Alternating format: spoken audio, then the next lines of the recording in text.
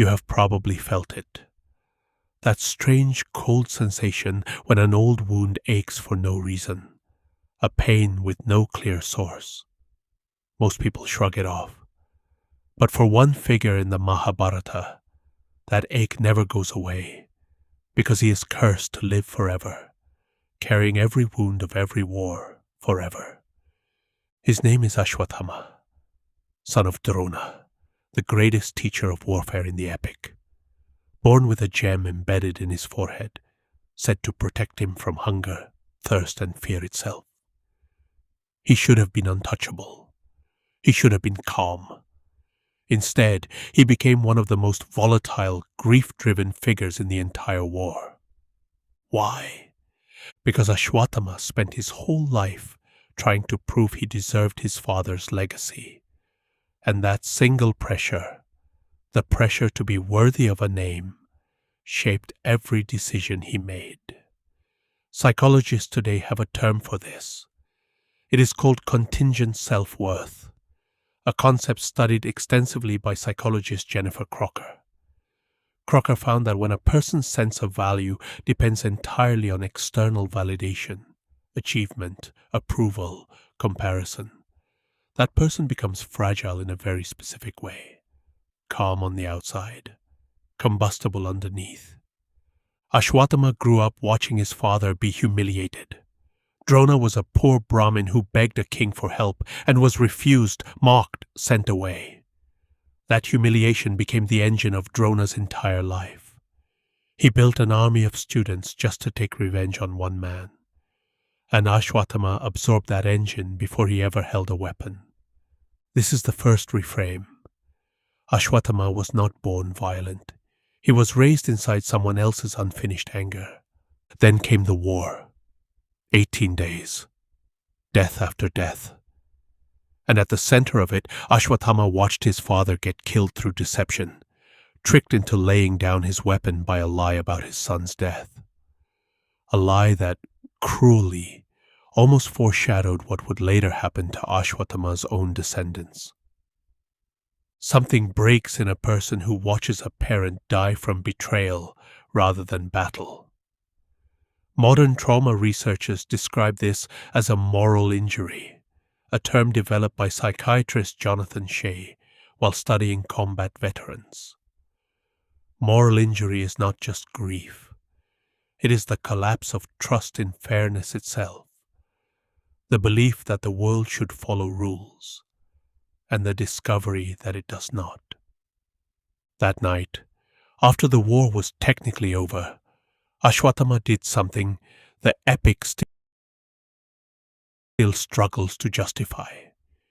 He entered the Pandava camp in darkness and killed the sleeping sons of Draupadi. Children, not warriors, not on a battlefield, in their sleep. Ask yourself this. What turns grief into atrocity?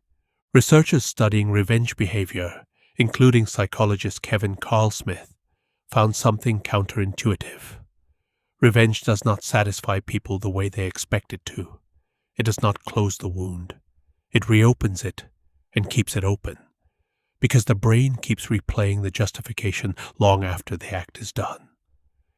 Carlsmith's study showed that people who took revenge often felt worse afterward than people who didn't, because revenge forces the mind to keep rehearsing the original pain just to feel justified. This is exactly what happens to Ashwatthama. Krishna curses him immediately after the massacre, not death. Something worse. Eternal life. 3,000 years of wandering the earth, wounded, feverish, alone, with the gem in his forehead, the one meant to protect him, now a permanently infected wound that never heals. Think about what that curse actually represents. It is not really a punishment invented by gods. It is a description of what unprocessed trauma does to a person who never had the tools to face it. He doesn't get peace. He doesn't get death. He just keeps existing, in pain, indefinitely, because he never let the wound close. There's a reason this myth has lasted thousands of years. It mirrors something real in human psychology. People who build their identity entirely around honor, legacy, or revenge often describe a similar feeling, even after they win, even after they get even. Something inside still aches. Modern psychology calls it the hedonic treadmill, studied extensively by researchers like Philip Brickman. It's the finding that big emotional payoffs, revenge, validation, winning, give a brief spike of relief and then fade, leaving the person back where they started, sometimes worse. Ashwatthama got his revenge, and the epic shows us exactly what was left afterward. Nothing. Just an immortal man with an infected wound, walking the earth with no purpose, no rest, and no one left who remembers why any of it mattered. Some versions of the legend say he still wanders today. Forests in central India, caves in the Himalayas. People who claim to have seen a strange wounded man asking for turmeric to heal a wound that never closes. Maybe that's just folklore. But maybe it's also the oldest warning humanity ever wrote down. That when your worth depends on proving something to someone who is no longer even alive to see it, the wound you're trying to heal was never on your forehead in the first place. You have probably felt that ache too. That strange cold sensation when an old wound aches for no reason. Now you know exactly where it comes from. Videos बनाने हैं, Filmora है ना।